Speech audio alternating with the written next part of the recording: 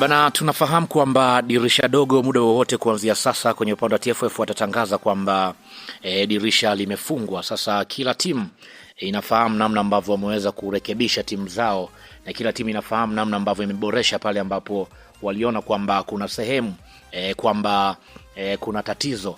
Sasa kwa upande wa klabu ya Yanga kupitia rais wa klabu hiyo ameweza kuthibitisha kwamba tayari mpaka sasa hivi usajili ambao wameweza kusajili kwenye upande wa dirisha dogo tayari wameshamaliza, yani wachezaji 4 ndio ambao wameingia ndani ya timu hiyo, wakiwa wachezaji 2 wa Kitanzania lakini pia wachezaji 2 wa kigeni, ambapo utakwenda kufahamu hapa kwa namna ambavyo Yanga wameweza kuthibitisha juu ya usajili ambao wameweza kuwafanya na idadi ya wachezaji ambao wameingia ndani ya timu hiyo. Utakwenda kufahamu hapa na kila mchezaji anakwenda kuingia kwa nafasi ipi na kwa namna gani ambavyo atakwenda kusaidia timu.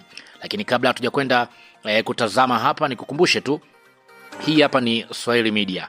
Kama bado hujaweza kusubscribe, basi nikuombe subscribe ili tuwe pamoja siku zote. Mimi naitwa Chicha Rito. Karibu tuweze kuangazia taarifa hii kiundani zaidi.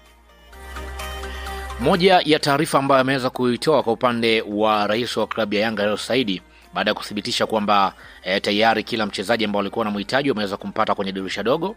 Moja ya mchezaji ambaye tunafahamu ni kwa upande wa kiungo mkabaji kutoka ndani ya Singida ambaye ni Mohamed Damaro.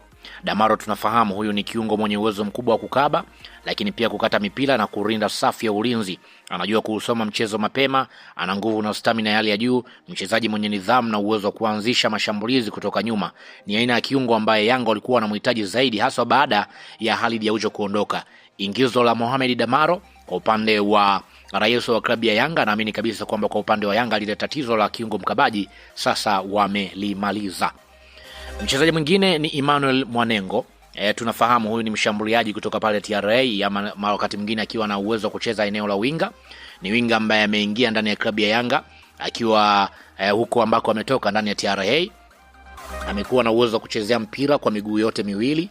Ni mchezaji ambaye amekuwa unaona kabisa kwamba kuna kitu ambacho Yanga watakipata. Ni mchezaji ambaye anapambana zaidi mpaka dakika za mwisho, ana uwezo wa kucheza pia kulingana na kile ambacho amekuwa anakitoa ndani ya klabu hiyo. Lakini pia mchezaji mwingine ambaye tunafahamu ni Alan Okello. Alan Okello tunafahamu ni kijana ambaye amekwenda kumtambulisha ndani ya klabu hiyo, akiwa anasema kwamba huyu ni wonder kid ambaye anaingia ndani ya klabu hiyo, akiwa ni mchezaji ambaye huenda akiingia ndani moja kwa moja ndani ya kikosi, hasa uwezo wake kuweza kucheza kwenye eneo la pembeni.